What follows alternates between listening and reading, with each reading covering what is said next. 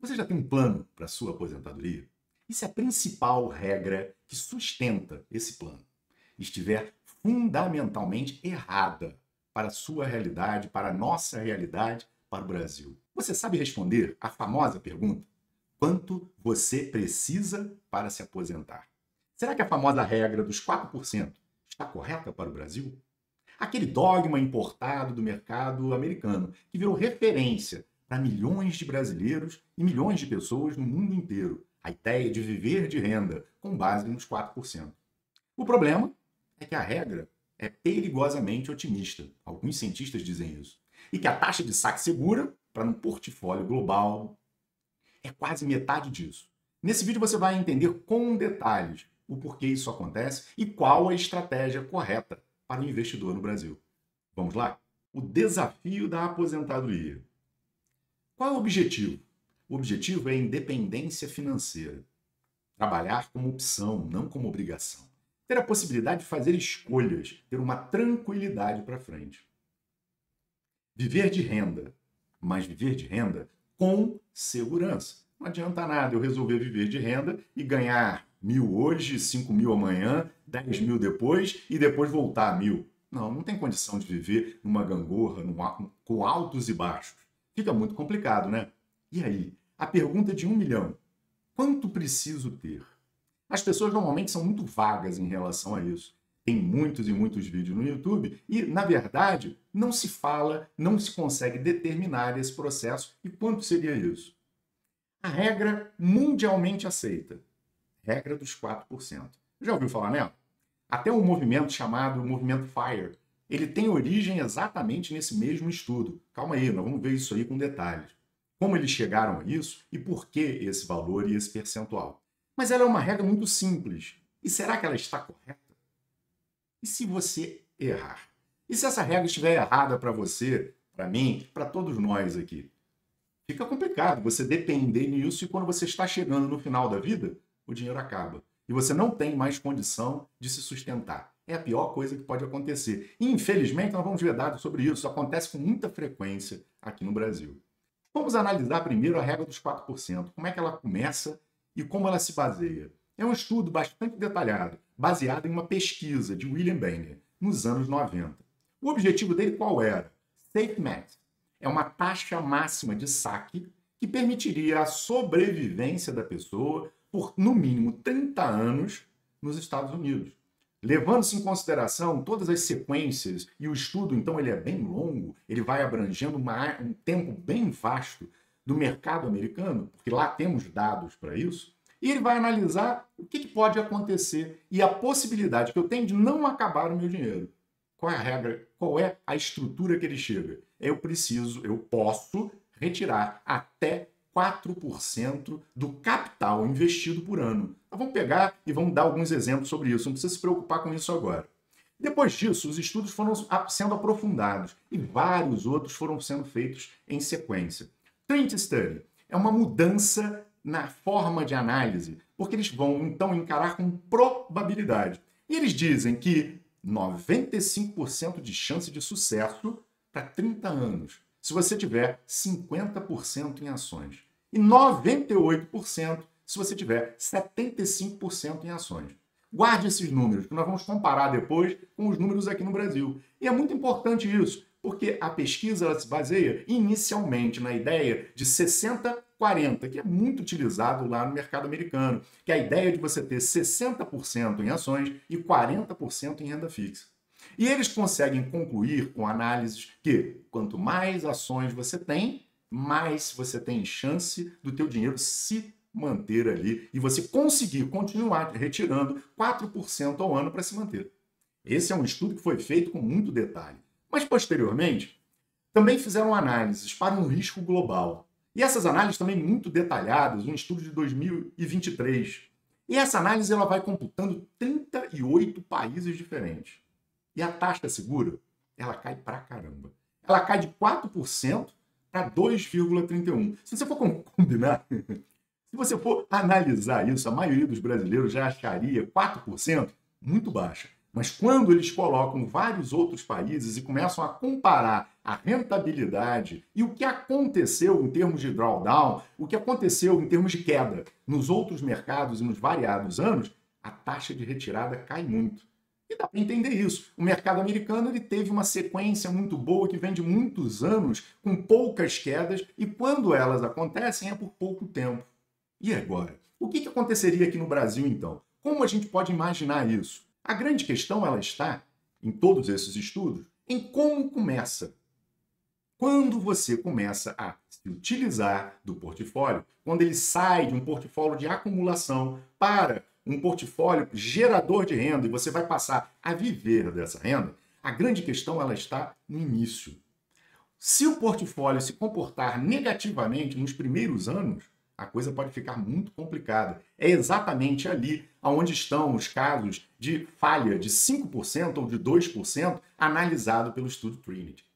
Ou seja, se o início for um início de queda de bear market, você pode ter grandes problemas. Se for um momento de bull market, tudo bem, não tem problema. Mas esse caso de mercados em queda, bear market, já aconteceram algumas vezes nos Estados Unidos.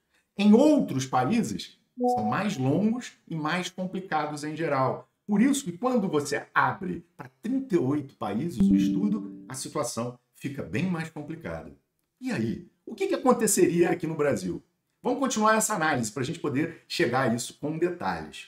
Taxa segura de 2,31%, como o último estudo que eu comentei. E aí, será que isso funcionaria aqui no Brasil? Mas vamos pensar com números. Patrimônio de R$1 milhão. Vamos dizer que você tenha R$1 milhão. Quanto você poderia retirar por ano para que seja algo seguro e você não tenha problemas de queda que afetariam o seu futuro? R$23.100 por ano. Sabe quanto isso daria? R$1.925 por mês. E se o patrimônio fosse de 4 milhões? Daria quanto? 7.700 por mês. É muito menos do que se imagina inicialmente. Mas vamos analisar. Vamos ver se isso realmente funciona para o Brasil. Lembra que eu disse anteriormente que esse estudo, se você está planejando, é para você. Mas existe uma estatística bem complicada aqui no Brasil. A maioria das pessoas não está planejando. Vamos ver esses dados aqui? Adesão à previdência privada. Em 2024, apenas 7% da população brasileira com 18 anos ou mais tinha um plano de previdência privada. O que corresponde a cerca de 11 milhões de pessoas no nosso universo de cerca de mais de 200 milhões de habitantes aqui no Brasil. Outra pesquisa da Ambima, também de 2024, indicou que apenas 2 em cada 10 pessoas, ou seja, 20%, se preparam financeiramente para a aposentadoria. Falta de planejamento. Esse normalmente é o grande problema disso aí. Uma pesquisa da Serasa de 2025 revelou que 37% dos aposentados não se planejam financeiramente para parar de trabalhar. Outro levantamento de julho de 2024 aponta que 57,9%, quase 58% dos brasileiros não investem para a aposentadoria, embora queiram começar. A dependência do INSS e impacto na falta de planejamento. A maioria das aposentadorias, dos aposentados, 88%, depende da Previdência Pública, INSS, como principal fonte de renda. E a gente vai vendo, em sua grande maioria, quando as pessoas chegam em uma idade mais avançada, pedindo ajuda, necessitando da ajuda de filhos, de parentes, de pessoas próximas, de amigos, porque não conseguem se sustentar, porque não conseguem ter o dinheiro para comprar os remédios, porque não conseguem ter uma vida digna, contando apenas com o INSS. Falta de planejamento financeiro. Se você nunca pensou nisso, e agora está ficando aí com uma ideia, uma pulguinha atrás da orelha, pensando em planejamento financeiro, nós temos um curso totalmente trabalhado para que você possa planejar o passo a passo do seu orçamento, organizando o seu futuro, para que você tenha tranquilidade mais para frente. O nome do curso? Dinheiro como Ferramenta. Tem também, dentro desse curso, um outro curso, planejado para quem está endividado. Se esse é o seu caso, liberte-se das dívidas. E ele está em promoção com um precinho bem camarada. Mas vamos voltar à parte que mais importa, que é isso que você quer ouvir aqui, não é? Dependência do INSS. INSS no Brasil. Os sistemas previdenciários têm sofrido em todos os países. Na verdade, isso está acontecendo principalmente pelas mudanças demográficas que vem acontecendo, as pessoas cada vez tendo menos filhos, e aí não entra no caso aqui da gente analisar por quê, mas se você tem menos filhos, depois, como normalmente o sistema se baseia em quem está pagando sustenta quem está recebendo, você tem cada vez menos gente pagando e mais gente recebendo. A razão de contribuintes por beneficiário na população brasileira está em constante queda desde 1939. Olha esses dados aqui. 1999, a razão era de 1,7 pessoas contribuindo para 1 recebendo. 2020, 1,45 para 1. 2022, 1,37 para 1. Projeção, 2030, 1 para 1. Por quê? Taxa de fecundidade vem caindo e declinou de 6 para 1,78 filhos por mulher. Uma redução de mais de 70%. As pessoas, por diversos motivos, talvez mais estudo, talvez custo de vida, esclarecimento, são várias as questões que eu não vou me aprofundar aqui para não tomar muito tempo. Elas vêm cada vez tendo um número menor de filhos. E como o nosso sistema ele funciona, como eu comentei anteriormente, quem está pagando hoje acaba pagando para quem está recebendo. Conclusão, o INSS cada vez tem um prejuízo maior. Nós já passamos por uma reforma da Previdência recentemente. E as projeções é que nós vamos precisar passar por novas reformas dentro em breve. Sabe o que vem acontecendo? Se você conversa aí com aposentados em geral, a minha mãe só faz reclamar disso, meu sogro também. Eles têm o rendimento caindo, não acompanhando muitas vezes a inflação, reclamando sempre. Sabe o que isso quer dizer? Provavelmente, num futuro próximo, o INSS vai pagar um salário mínimo. Se você quer receber um salário mínimo, ok. Mas um salário mínimo é muito complicado de viver com isso aqui no Brasil. A gente tem que trabalhar para receber mais. Ou seja, depender exclusivamente do INSS, como as pesquisas vêm mostrando, cara, é um risco muito grande para o seu futuro. E você precisa começar a pensar nele. Sendo assim, nós precisamos pensar na aposentadoria. E por isso muitos vêm tomando a regra dos 4% como sendo interessante aqui para o Brasil. Será? O terreno brasileiro é muito complexo. Tem histórico de inflação alta corroendo o poder de compra, ou seja, você precisa ter um reajuste, pelo menos anual, do recebimento. Porque se você não reajustar, daqui a 3, 4 anos, você vai estar recebendo muito menos do que hoje proporcionalmente. O dinheiro perde a condição de compra. Se você pensar de 10 anos para cá até agora, o dinheiro já perdeu metade do poder de compra. Algo que você comprava há 10 anos atrás por R$10, agora você precisa de 20. Você precisa, então, corrigir o valor que você recebe pela inflação. Não tem como fugir disso. O histórico de instabilidade, gerando baixo retorno na Bolsa. Infelizmente, a Bolsa brasileira, eu vou mostrar com mais detalhes para frente, você vai ver. Espera só um pouquinho que você vai ver todos os detalhes. Ela realmente tem muitos altos e baixos. Lembra a ideia que, se nós tivermos que retirar o dinheiro exatamente nos momentos da baixa, fica bem complicado. Eu vou trazer um quadro mostrando isso aí para vocês. Mas isso é preocupante aqui no Brasil. O custo do dinheiro é muito elevado. Taxa Selic hoje, 15%. Nós temos o maior, ou pelo menos um dos maiores juros reais do mundo. Hoje, em torno de 10%. É alto pra caramba. Fazendo com que o resultado das empresas, o resultado da Bolsa, fique comprimido, fica difícil. O custo do dinheiro lá nos Estados Unidos é muito mais baixo. É por isso que lá eles direcionam quase todo o rendimento para aplicações no mercado acionário. E lá funciona muito bem o mercado acionário. Riscos menores, quedas menores, crescimento durante mais tempo, possibilitando menor risco. Por isso que eles chegaram aos 4%. No Brasil, Selic estruturalmente mais alta, custo de oportunidade alto, instabilidade econômica e política. Com isso temos taxa de saque segura, dentro daqueles estudos que nós já levantamos, de 2,31%. Exatamente, porque temos uma volatilidade muito grande. Ah, ok, eu não vou tirar, eu espero subir. Ué, mas eu preciso viver da renda. No momento, eu não estou mais numa fase de acumulação. Você não retirar quando cai, está correto. É verdade. Senão você está sendo sardinha. Mas, se você precisa da renda para sobreviver, você vai ter que retirar. Não tem jeito. E a volatilidade muito alta aqui no mercado brasileiro atrapalha muito quem vive de renda e quem vive de renda em especial por ações. E aí?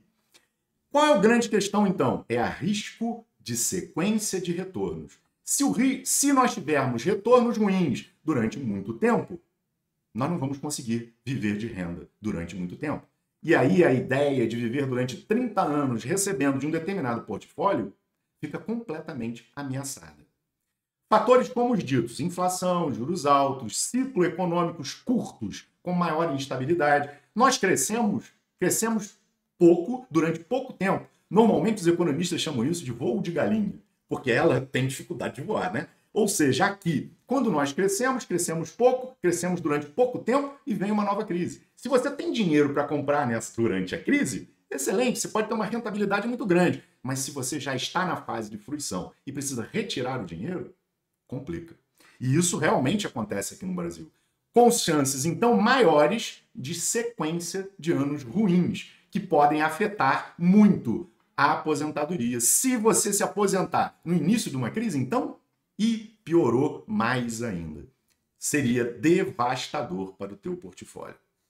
Vamos ver? Já aconteceram crises aqui no Brasil? Eu peguei algumas e depois eu vou mostrar os gráficos para vocês. Crise asiática, final de 1997 até meados de 98. Queda na bolsa, 59% do pico mais alto ao pico mais baixo. Crise da Rússia, desvalorização do real, 98 até início de 99, mais 50% de queda. A bolsa se recupera. Ela vai, ela volta, ela vai, ela volta. Se você tivesse comprado na baixa, excelente. Mas se você precisou tirar dinheiro, porque você precisa sustentar? Complicou. Bolha da internet, anos de 2000, 2001, 54% de queda. Que crise do subprime. Essa começou lá nos Estados Unidos. Eles também foram devidamente afetados por ela. Qual foi o período? Vai de 2008, início, até final de 2008, 63% de queda. Crise da dívida europeia, início da crise no Brasil, 2010 até 2016. Esse foi um período grande. No final do governo Dilma, nós tivemos a maior queda do PIB da história que um país teve fora de guerra. Mais 10% de queda no PIB. A Bolsa caiu muito mais do que isso, 50% de queda. E a pandemia de Covid, esse foi um período rápido, foi apenas de janeiro até março. Mas aqui, novamente, 46% de queda. E se você precisa do dinheiro, ficou assustado, tirou todo o dinheiro ali. Complicou. Muito risco, não é verdade? Esse risco de sequência de retornos é exatamente isso que eu estou me referindo, mostrando os gráficos. E o que aconteceria se você estivesse dependendo do dinheiro? Lembra que eu disse que eu ia te mostrar? Por quê? Saques de 5% podem levar à ruína em crises. Vamos ver isso? Considere o seguinte cenário para ilustrar matematicamente. Patrimônio inicial. Um investidor possui uma carteira de 4 milhões. Queda do mercado. O mercado sofre uma queda de 60%. Aquele teu patrimônio de 4 milhões tem um decréscimo de 1 milhão e 600. E você, de uma hora para outra, fica com um patrimônio muito menor. Mas você precisa retirar 200 mil para se manter. Ou seja, 16 mil por mês para viver. É forçado a vender 200 mil naquele momento de queda e a sua carteira se deprecia muito. Esse saque representa não mais 5%, e sim 12,5%. Do capital remanescente. Sabe o que acontece? O teu patrimônio acaba caindo 1 milhão e 400. E essa queda depois é muito complexa, porque você não consegue mais recuperar. Para que o patrimônio original de 4 milhões seja restaurado a partir do fundo de 1 milhão e 600, o mercado precisaria de uma valorização de 150%. No entanto, como o investidor realizou o saque, ele agora possui apenas 1 milhão e 400. Mesmo com a recuperação de 150%, seu patrimônio chegaria a apenas 3 milhões e meio. Você perdeu 500 mil. Esse é o problema de retirar quando nós estamos em fundo. Você perde e essa perda se torna praticamente impossível de ser recuperada. Esse é o risco dos retornos negativos. E se for uma sequência, imagina isso aí acontecendo durante 1, 2, 3 anos. Eu mostrei gráfico que tinha esse tipo de problema. Sabe o que acontece? A sua aposentadoria fica prejudicada. Provavelmente o dinheiro não vai chegar até o final. Mas calma, não estou vendendo susto não. Tem solução e existem estudos para isso. Calma, não se apavora não. Vamos seguir em frente. Se isso ocorrer por alguns anos, seria insustentável, como eu acabei de colocar. Se esse cenário de mercado em baixa persistir por 2 ou 3 anos, com saques anuais de 5% sobre o valor inicial, o efeito da correção no principal se torna catastrófico. Não consegue mais manter o resgate e pode ficar sem nada. antes do previsto. Esse é o maior risco, é ficar sem nada quando você mais precisa. Quando a conta de medicamento está mais alta, quando você precisa de um plano de saúde e ele está mais caro. Quando a sua situação de vida você quer tranquilidade, e aí a situação complica.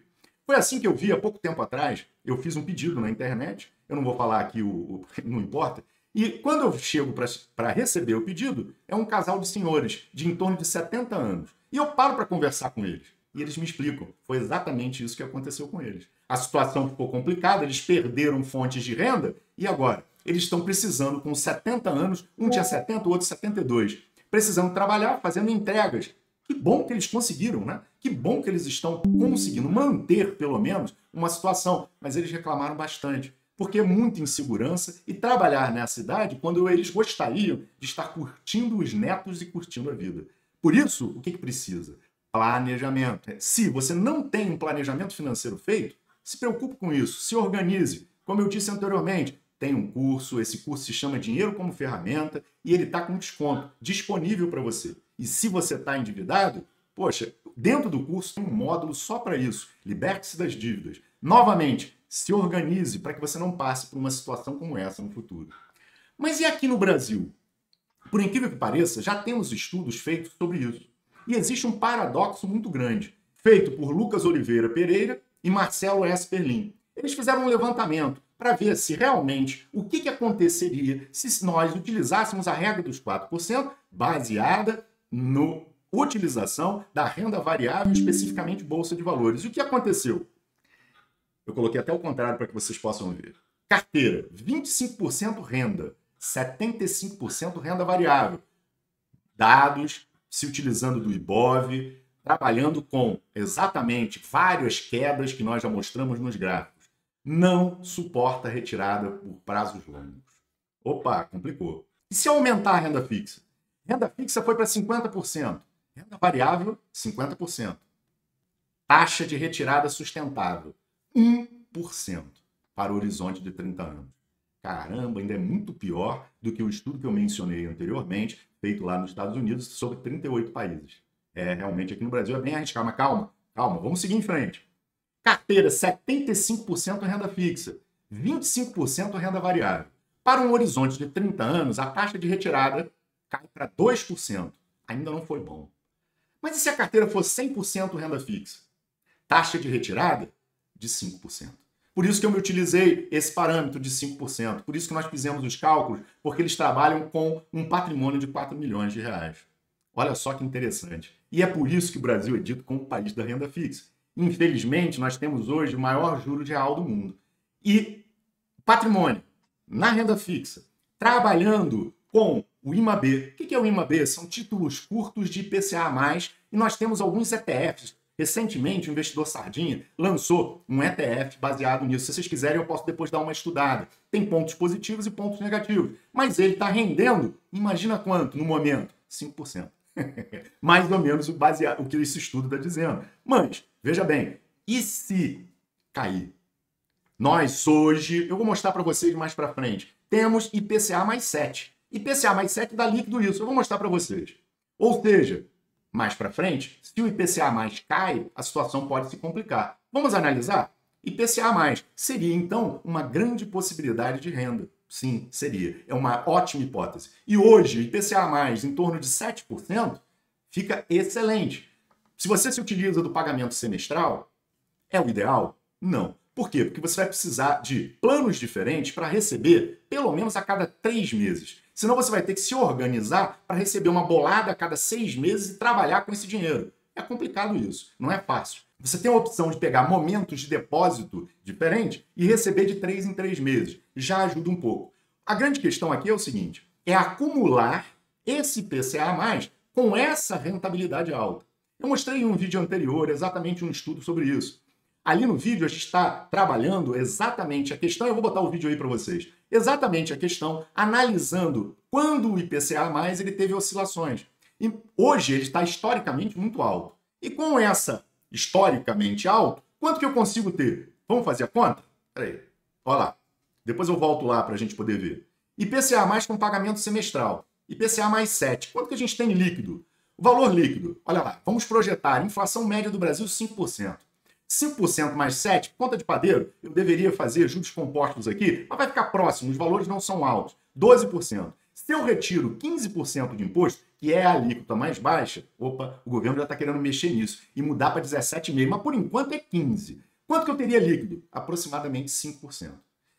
Ou seja, se eu tivesse condição de pegar todo o meu dinheiro e botar nisso, eu teria como ter uma renda líquida de 5%, sem risco nenhum. Peraí? Não, tem risco. O risco é o risco soberano, é o menor risco que nós temos aqui no Brasil. Mas tem um outro, ou seja, ele vai te pagar, porque o local mais, vamos dizer assim, o menor risco que nós temos na economia brasileira é do governo pagar. Ele pode imprimir moeda, tá? E se ele imprimir moeda para pagar, o que acontece? A inflação aumenta. Como nós temos, então, 15% de imposto, se a inflação subir muito, ela pode comer todo o teu rendimento. Legal. Ou seja, é interessante o IPCA+, semestral, ou o Renda Mais, como eu coloquei aqui? Sim, é. É bem interessante, principalmente no momento atual, se você está planejando a tua aposentadoria. Mas não é interessante que você tenha só esse veículo. Normalmente, quando nós vamos planejar o nosso futuro, nós precisamos pensar nas possibilidades positivas e nos problemas que podem surgir. Ou seja, se você quer colocar 20%, 30% do seu patrimônio em IPCA+, para futuro, ótimo. Mas você botar 100%, ainda é muito arriscado por causa da inflação. E nós já tivemos histórico de inflação muito alto aqui no Brasil. Se você tivesse inflação de 80% ou mais, como nós tivemos, você vai ter prejuízo nesse plano. É bom? É. Todo o seu patrimônio nele? Não. Então o que eu vou fazer? Bom, vamos seguir em frente. Vamos lá. Existem outras possibilidades? Sim, existem. E qual é a alternativa brasileira, então? Deslocar o foco. O que eu quero dizer com isso? A adaptação brasileira, dividendos. Eu não retiro do principal. Agora não tem mais o risco de ruína. Essa que é a grande questão de eu não retirar do principal. Porque agora eu consigo, deslocando o foco, viver dos rendimentos. Eu não retiro do montante que eu tenha. Opa, resolvi o problema. Não completamente, vamos analisar isso. Mas eu já diminuo muito o problema. Eu coloco uma parte no IPCA+, legal. Eu tenho o INSS, legal. Mas o INSS provavelmente vai se transformar no futuro em um salário mínimo. E agora? Dividendos é uma boa. É. E vários investidores começaram a trabalhar a respeito disso. E esse trabalho, eu vou mostrar para vocês vários deles aqui, sempre focados no dividendo. E os dividendos e as ações rendem mais aqui no Brasil. Por um lado, porque aqui o dividendo não é tributado.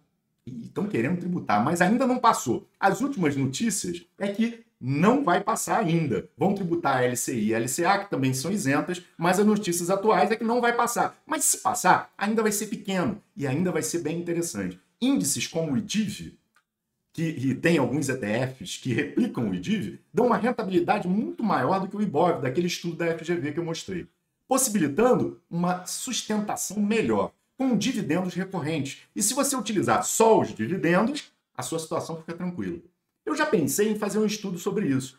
Se vocês quiserem, coloquem aí nos comentários, comentem sobre isso. Se vocês acharem interessante, eu posso ver. Por quê? Para a gente poder saber qual seria o reinvestimento.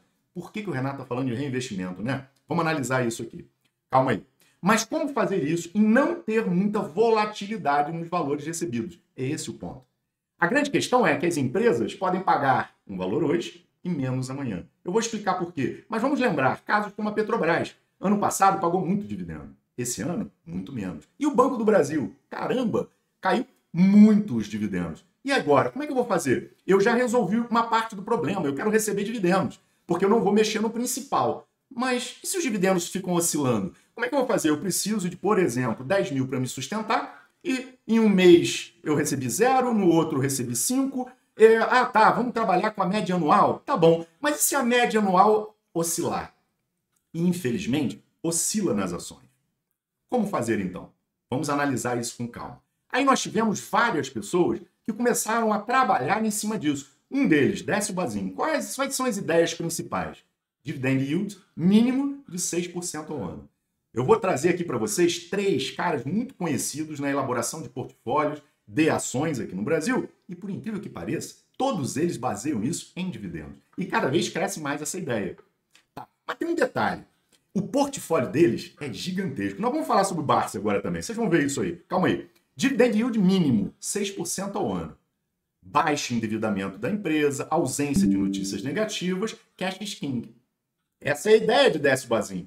Eu não vou entrar aqui em mais detalhes. Se vocês quiserem, eu posso até fazer um vídeo depois sobre isso. Mas ele escolhe empresas de dividendos e ele trabalha como um dividend yield mínimo de 6% como sendo um filtro. Dali em diante, claro, ele precisa escolher as empresas, analisar contabilidade, analisar dados. Por quê? Porque ele quer que essa empresa mantenha essa distribuição de dividendos.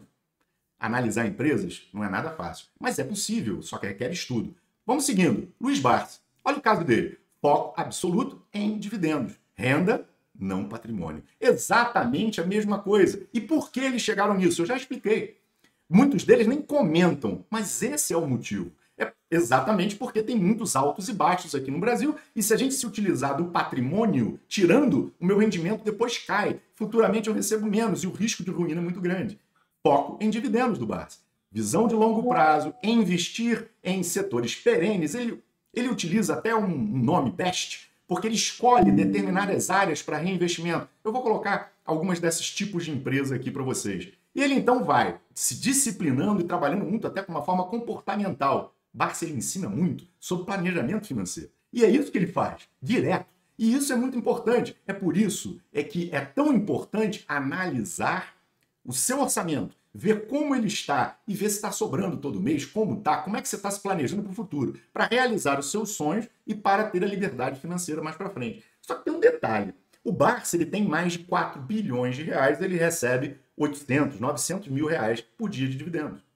Caramba, será que é necessário ter tudo isso para conseguir ter estabilidade? Vamos analisar isso com calma. Mas peraí, antes disso eu trouxe um outro exemplo. Lírio Parisotto. É a mesma coisa. Importância dos dividendos como consequência. Foco em empresas líderes e monopolistas, as campeãs. Visão de longuíssimo prazo. Concentração ao invés de pulverização.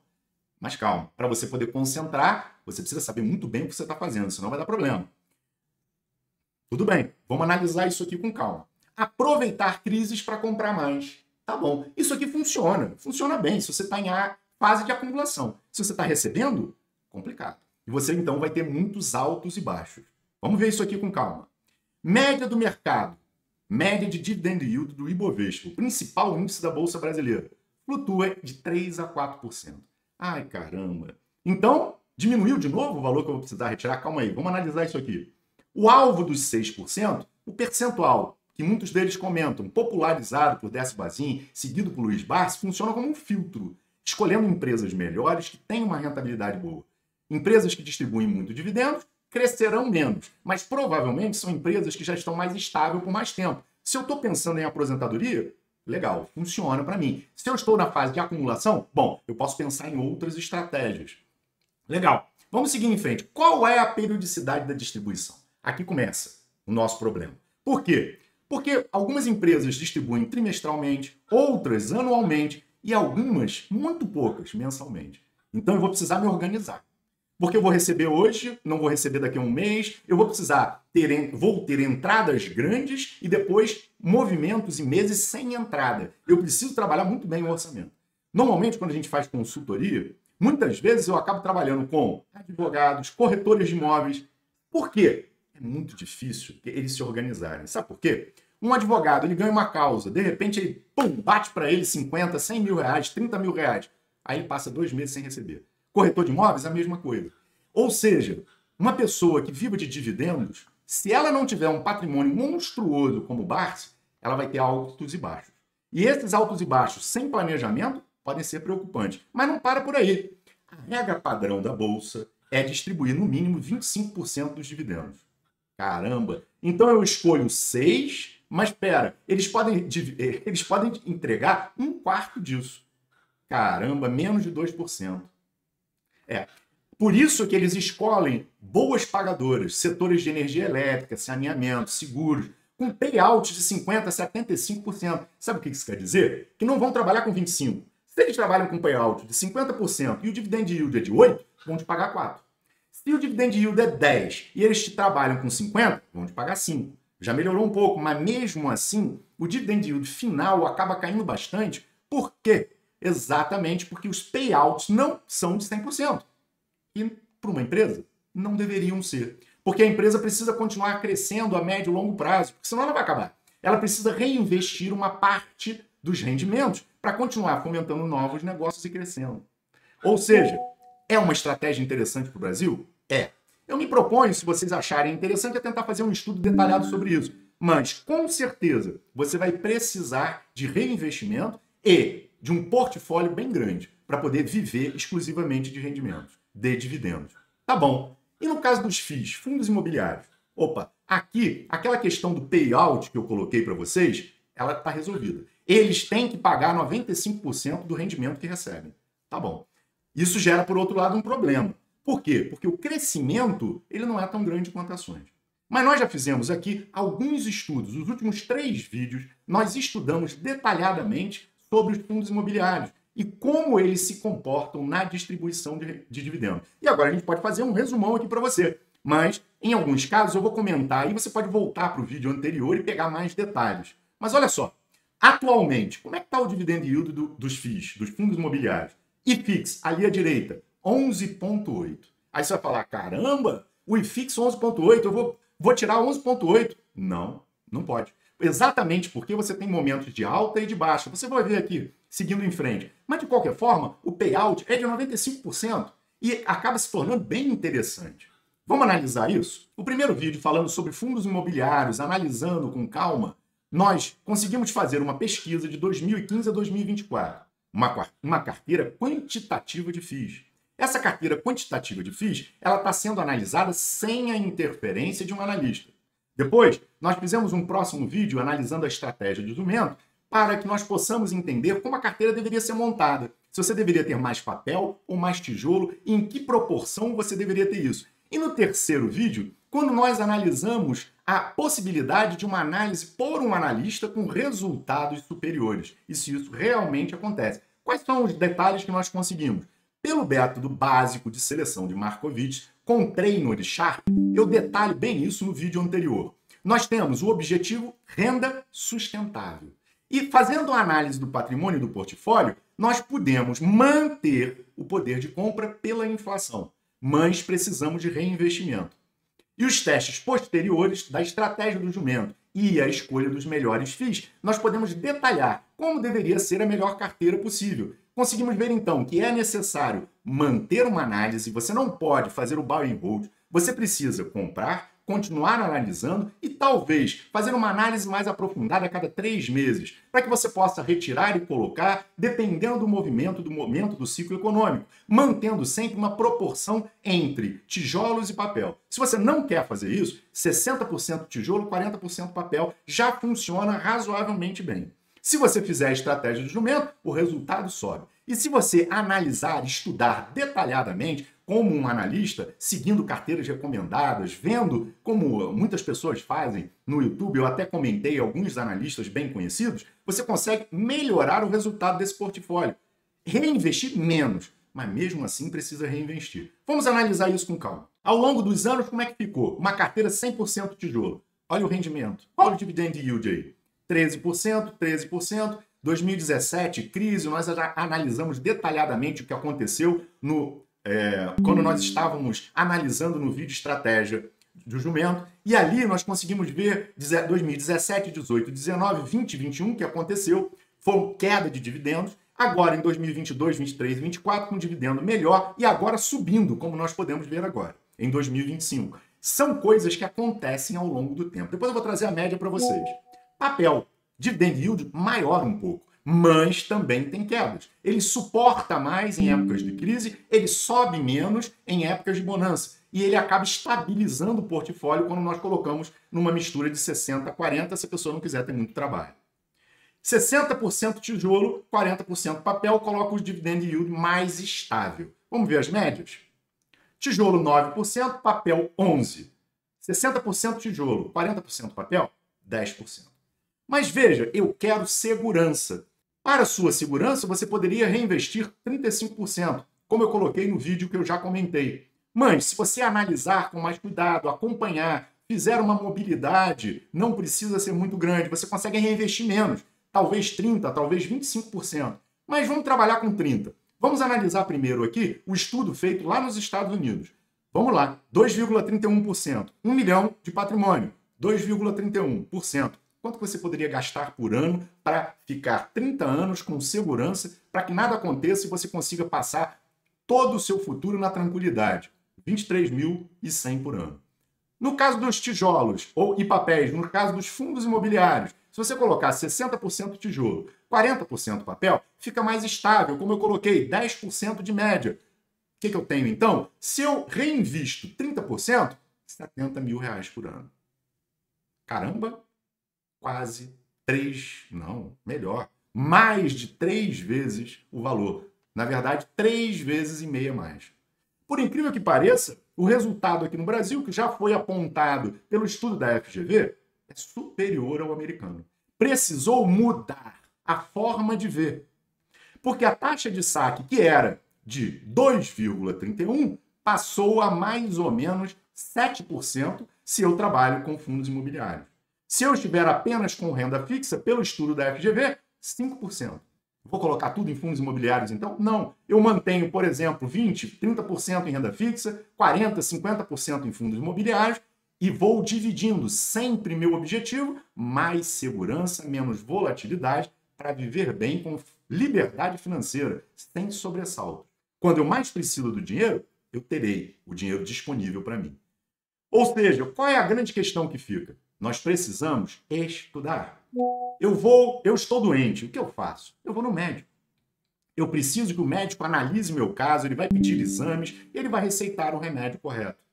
Se eu tenho um problema de coluna, eu vou no médico e depois eu vou no fisioterapeuta para tentar me ajudar. Se eu tenho uma situação com o carro quebrou, se eu não conheço muito, eu vou procurar um mecânico, e de preferência um bom mecânico. A mesma coisa nós temos que fazer aqui sobre investimentos, sobre dinheiro. Eu preciso trabalhar estudando, entendendo como as coisas acontecem, para que eu possa ter a tranquilidade de no futuro estar bem.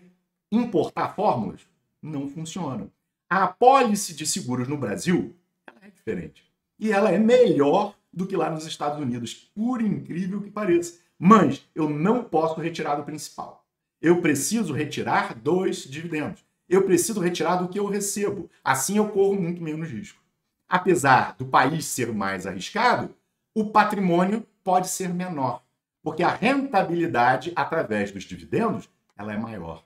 Tanto quando eu penso em empresas geradoras de dividendos, como em fundos imobiliários. Não sei por que aqui no Brasil a questão dos imóveis funciona diferente dos Estados Unidos. Enquanto para fundos imobiliários nós temos uma rentabilidade maior do que os rates lá nos Estados Unidos, e para ações nós também temos dividendos maiores, no caso de imóveis para aluguel não funciona assim. A rentabilidade de imóveis para aluguel lá nos Estados Unidos é maior do que aqui.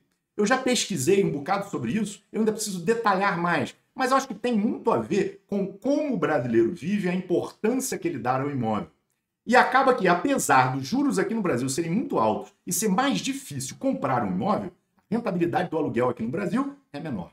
No último vídeo, nós fizemos uma análise detalhada sobre o FIPZAP e a correção do aluguel, que muitas vezes ficou inferior à inflação. Lá nos Estados Unidos, isso não acontece. A rentabilidade de imóveis é maior. Talvez pela mobilidade, muitas pessoas saem trocando de estados o tempo todo e dão menos valor a ter a casa própria. Existem vários outros fatores que deveriam jogar até a rentabilidade americana para mais baixo, porque é mais fácil comprar. As hipotecas, o mortgage, lá nos Estados Unidos é menor do que aqui. Mas, de qualquer forma, é isso que acontece. A rentabilidade de imóveis normalmente é inferior. É por isso que quando nós vamos para imóvel residencial, nós ainda não temos fundos imobiliários sobre isso. Até o professor João da Rocha, que é um grande conhecedor dessa área, já falou em um vídeo que eu assisti há pouco tempo atrás, vou ver se eu lembro e boto aí o vídeo para vocês, ele trabalha mostrando que já tentou analisar diversos portfólios para colocar imóveis residenciais como fundos imobiliários e nunca deu certo. Aqui funciona para imóveis comerciais, para logística, para shoppings, que uma pessoa não consegue ter normalmente. Acaba funcionando, então, para fundos imobiliários. Quando nós trabalhamos com imóveis residenciais, que a concorrência da pessoa física entra, não dá. Ele já tentou diversas vezes e realmente não funciona. A rentabilidade aqui é menor. Mas, de qualquer forma, se eu for trabalhar com renda fixa atrelada à inflação, se eu for trabalhar com dividendos de empresas, Se eu for trabalhar com dividendos recebidos por fundos imobiliários, o meu patrimônio pode ser menor do que o patrimônio que um americano precisa para se aposentar. Na verdade, o resultado vem exatamente pelo risco maior. Para você aplicar aqui no Brasil, você quer mais rentabilidade. Por quê? Porque os juros normalmente são maiores, porque a volatilidade é maior. Acaba que as pessoas encontraram uma saída e uma saída bem interessante. Ou seja, se você trabalha com fundos imobiliários, algo como 7% com reinvestimento, funcionaria muito bem. Mas o ideal é você montar uma carteira com vários desses ativos e compondo esses ativos, para que você tenha tranquilidade no teu futuro.